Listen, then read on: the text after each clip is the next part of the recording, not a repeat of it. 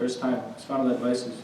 And we have to realize many things, wasn't anything that we didn't really know, how important Salah was. These are things we all know, but when we realize that this is the final advice of Nabi Sallallahu Alaihi Wasallam, these are the final things that Nabi Sallallahu Alaihi Wasallam is telling us to keep in mind right before he passes away. Certain things like coming to the masjid, certain things like making istighfar, as-salah, be kind to people. These are the final advices. So alhamdulillah, Allah subhanahu wa ta'ala give us the understanding, also give us the tawfiq to really implement what we learn and to really take into consideration what Nabi Sallallahu Alaihi Wasallam is telling us. It's very easy to hear what Nabi Sallallahu Alaihi Wasallam is telling us and listen to what Nabi Sallallahu Alaihi Wasallam tells us. But without that tawfiq, without that love for Nabi Sallallahu Alaihi Wasallam, it's very hard to implement and inculcate that into our daily lives. So Allah subhanahu wa ta'ala guide us all, inshallah.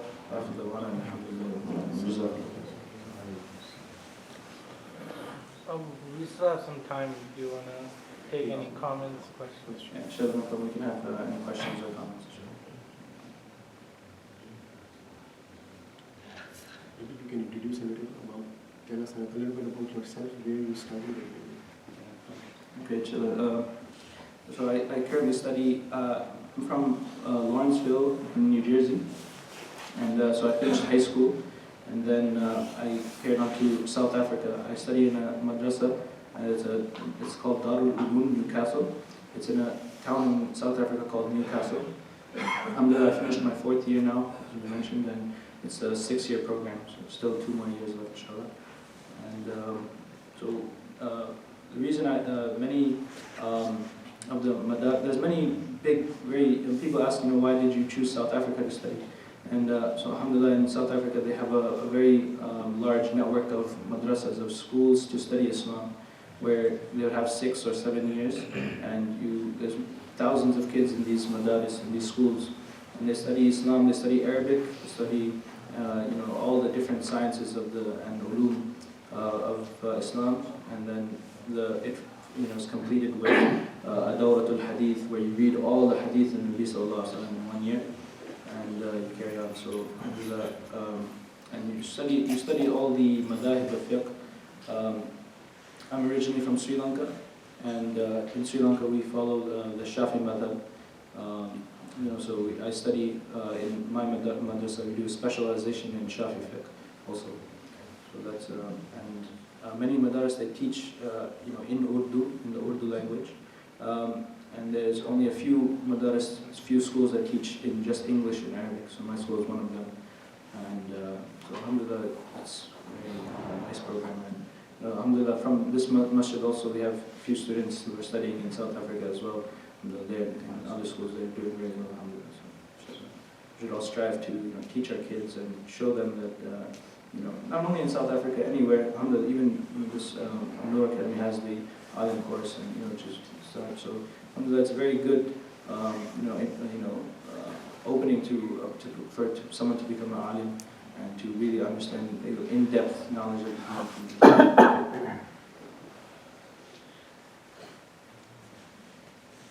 Is it only Islamic studies or academics too?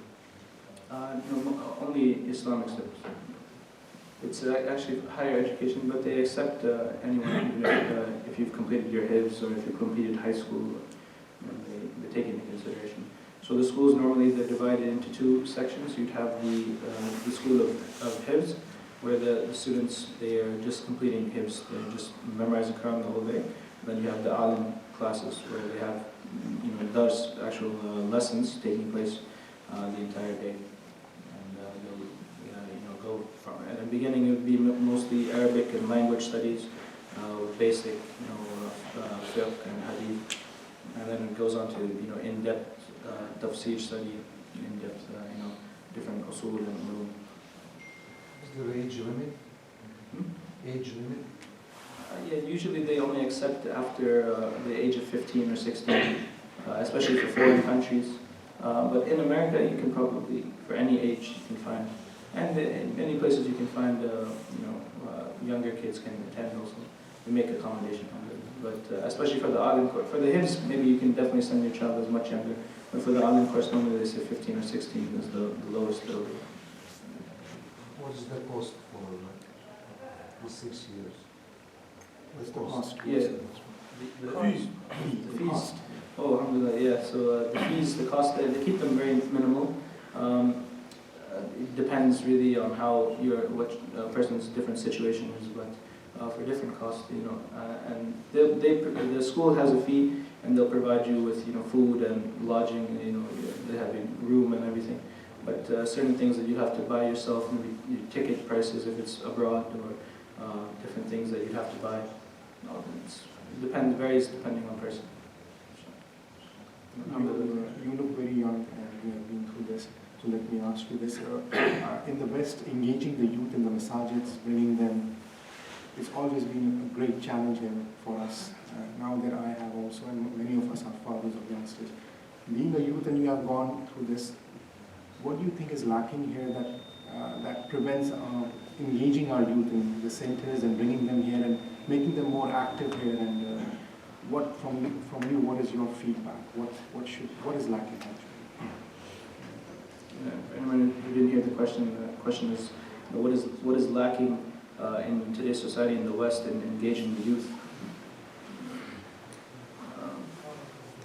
I can give you one answer. Most of the masajid, I think we should bring young people more and have exposed to, so they, young people will respect more with rather than traditional, what you doing for last 20 years, probably not going to work. So I think we have to bring community so we can expose more youth and scholar type, that they know their culture better, how to play football, how to play all kind of things, so that they can interact better. So I think all the community should encourage that we should bring our youth, and mostly knowledgeable youth, so we can interact with youth more. What I'm saying is that we have to bring in more youth, in leadership positions, basically, so that to engage more youth. And that's very true. But also, one thing to keep in mind is that it starts at home. A lot of times, we see people even at the best of Islamic schools, the best of Islamic training. But the thing is that they're lacking, or there's sometimes a regression. Is that when we notice that the home life, that it starts with the parents. What values do the parents instill in the child? If the parent shows that they like to pray salah, they like to read Quran, they're enthusiastic with it, and then the child grows up and he realizes, oh, this is something that we should be enthusiastic about. This is something that we should love, and we should take care of. It's something that is part of us, part of our identity. A lot of times the parents, it starts there where the first role models the children have. You see a parent that it's a burden upon them that they're Muslim. It's a burden upon them that they have obligations, that they have to come to the masjid, and they don't take care of it. They don't show any enthusiasm for it. And it becomes like, oh, you have to pray. Go read Quran. Go pray. Go do this, do that. So it becomes like, oh, okay, another requirement we have to do. We have to do our homework and we have to read Quran. Okay. So the children, they grow up and they say, oh, it's just another thing we have to do, another obligation. And that's our mistake. We're not really instilling, love for Islam, love for Rasulullah sallallahu alaihi wasallam, love for the Deen. So that's where the kids grow up, and then they already have so many obligations to deal with. And what they're missing is they don't have that. Islam is not an identity for them. It's not a part of their persona. It's just something that they have to do, something to check off their checklist. So it's something we have to keep in mind. It starts with the parents, that you start instilling good values and good ideas and morals about Islam to your child, and they'll grow up. And alhamdulillah, Islamic school is a very good situation where the environment the child is in is a lot of his friends, a lot of the environment is Islamic. But for many of us that even myself, we went to public schools, and so there has to be some kind of immunization where you oppose these values that they teach in normal schooling, where you learn basically the opposite of Islamic values, and there has to be some, and then the only place to get that is at home. And at home, if you're not really contradicting or really opposing those values that they learn at school, then a lot of times you get that disconnect from the child. So not only Islamically, but parents have to connect with their children in general. They have to speak to their child, have to be aware of what their children are doing. They have to be in contact with your child. And once you have that connection, then obviously you work on yourself Islamically and bring your child with you along that same journey. Everyone is, no matter what stage you are Islamically, whether you just accepted Islam or whether you're alim of 50 years, everyone is building each and every day, building Islamically, getting better, getting more and more and more adept at navigating Islam. So it's something that it's a journey for everyone. So you should take your children on that same journey.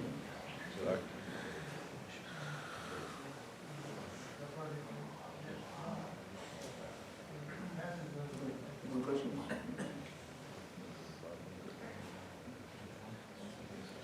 I feel like asking a question about, we have 10 minutes. So in Shafi fiqh and Hanafi fiqh, have you studied fiqh already or is that late? Yeah,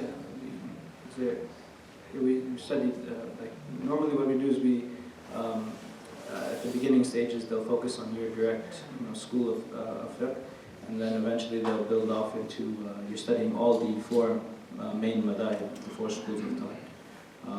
In the hadith. So you would read certain kitabs like Mishkat Sharif or Bukhari Sharif, and you go through and for each hadith, all four madahib and their opinions on the view are mentioned. So for example, since we have some time, I know Shafi's, some of the scholars who follow Shafi fiqh, they eat chicken, McDonald's chicken here in this country, right? And the Hanafis are very, very strict. So what have you learned about that? I'm pretty sure no matter what school or wherever you go, whatever school of fiqh, whatever it is, I have to assume that McDonald's chicken won't be halal anyway. No, but there's the whole thing about that Bismillah. Yeah, so the way that works is that there's a small difference in view, small ikhtilaf between the Hanafi madhab and the Shafi madhab in slaughtering animals.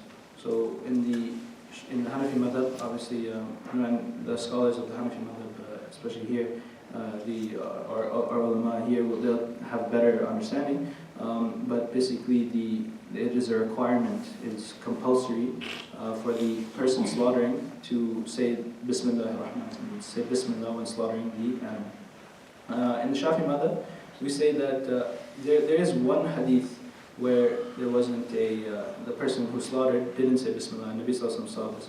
So it's a difference in the principles of deen, and it goes back in how they derive the fiqh rulings.